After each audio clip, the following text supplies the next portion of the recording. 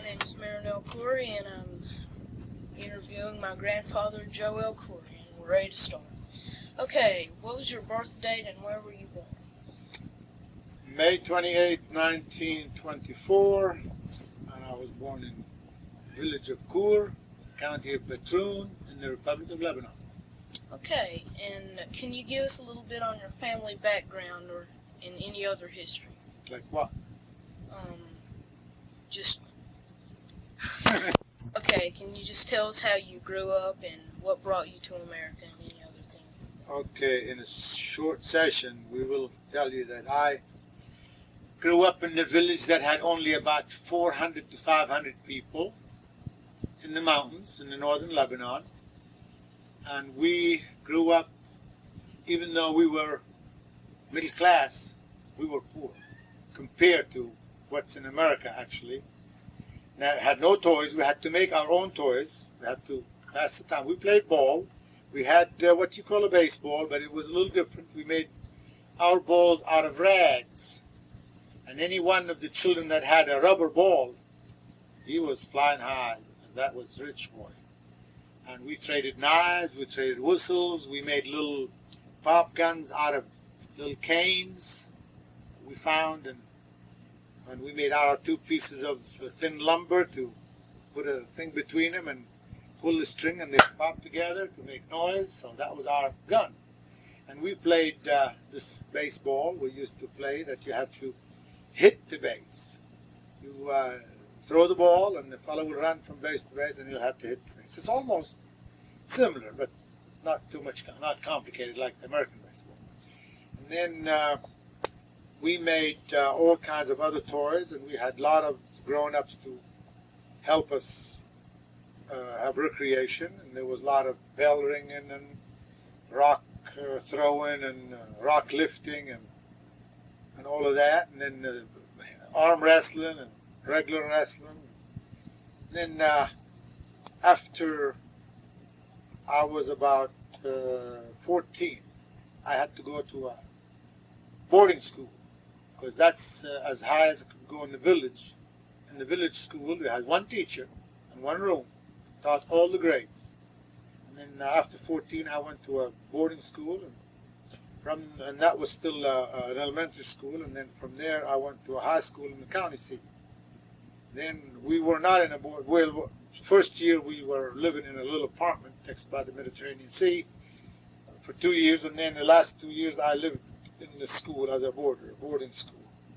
And then I got out of school when I was 18 and went with the British Army, and then worked with the British Army from 1942, May of 1942 till November of 46. When I left with the British Army, I was a station master class 3, and I was attached to the FSS, which is a field security service like intelligence service. And then I worked with my brothers in a contracting and transportation. We merchants. We sold cement and steel. We bought and sold, and we went to Syria and got wheat and barley and lentils, chickpeas, and brought them into Lebanon and sold, merchandising. Till 1949, I came to the United States to settle in the state of a distant uncle of mine that got killed in Minnesota. And do you want to ask any more questions, or do you want me to keep going? Well, I think that's enough for right now. 1 second. Okay, were you in any wars, or did any major events occur when... As I said, you know that I was with the British Army from 1942 to 1946. And, of course, our schools taught Arabic and French.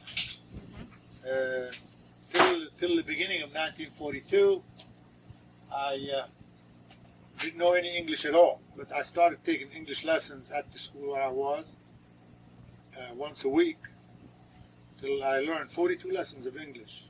And then, well, I thought then I was really hotshot in English, and then, of course, I wasn't, but still I went and worked for the British, and I started working as an interpreter.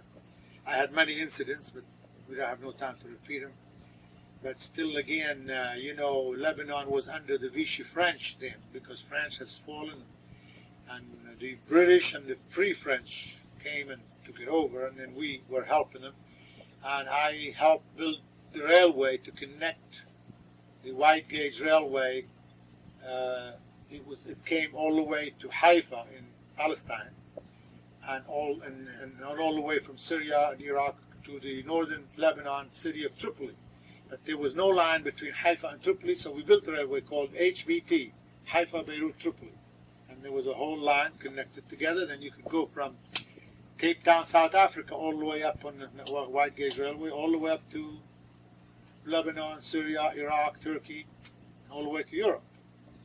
And after we built the railway, I helped run it, and I was a station master class 3, as I said. That's the highest you can go.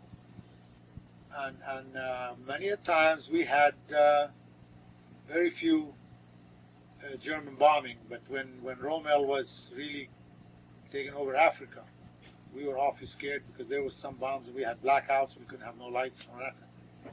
And one time a bomb fell within 200 yards of our station, and because we were playing cards outside with a little railroad lanterns even, and they saw it. We were almost court-martialed for that.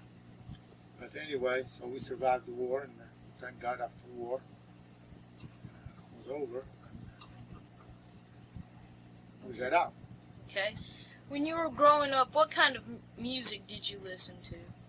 Well, of course, we had our own Lebanese music, and of course there's a lot of Arabic music that came from Egypt, mostly, because at that time the only Arabic films were made in Egypt. Even the Lebanese films, when they used to make them, they had to go. The only studio there was in Egypt 10. But still, we had a lot of recording companies in Lebanon, and they recorded a lot of songs. I never could get into the Western music very much. Some classical I liked, like Chopin. I didn't mind it, but the fast music, because our Arabic music mostly has got a beat and it's faster. But I really was a lover of Arabic fast music, and some of the Arabic music is that music that really tears your heart apart, like if you understand it. It's a lonesome music, like they say in America, steer jerkers. But then I also like classical music. But some of the other Western music I just didn't like. Okay. What did you do for fun? Well, as I told you before, that we had to find our own entertainment. We had a lot of closeness, like all of us boys when we were teenagers. We would go to a certain house every evening when we were summertime. And summer in Lebanon, of course, 3 solid months, there's no rain. You could picnic every day, and you could go for walks and all of that. And we'd go to the mountains, we'd go away in the woods, and in rocky places where we have a lot of big rocks, and have a lot of fun. Go walking in the woods, walking in the mountains, for hiking, and we would find our own. We never did say that somebody owes us something. Somebody had to do something for us. I don't remember anybody did anything for us except some of the older boys, like 10 years older than us. Like when we were 15, the 25-year-old fellas let us join in with them in the games. Like there was 5 bigger boys, they would take 5 smaller boys and let them play with them. And we, the 15-year-old, let the 10-year-old play with us. So we got along fine because we had nothing else to do. We weren't that spoiled. Okay. What kind of transportation were there? Did you just walk, or is there any other kind of transportation? When we were growing up, there was no car road to our village. The road came 3 kilometers past the village, down at the bottom of the mountain, and our village is on top of the mountain. But till 1933, the village people got together and built the road, those 3 kilometers, like 3 miles, from the bottom of the mountain up to the village. Because before we used to come to the edge of the mountain and watch some cars go by down the bottom of the mountains. And the first time I rode in a car was in 1933, so I was 9 years old. Okay. First time I rode in a car I was 9 years old. My sister was in school in the county seat then, and I went down there and they let me ride in the car. But I walked down there. We used to walk to the county seat, take 2 hours walking. It was about 9 miles, 12 kilometers, so we walked.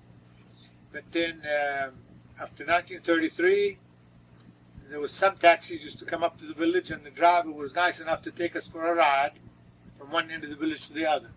Because us kids, we used to go and stand around and giving them a sad look and say, oh,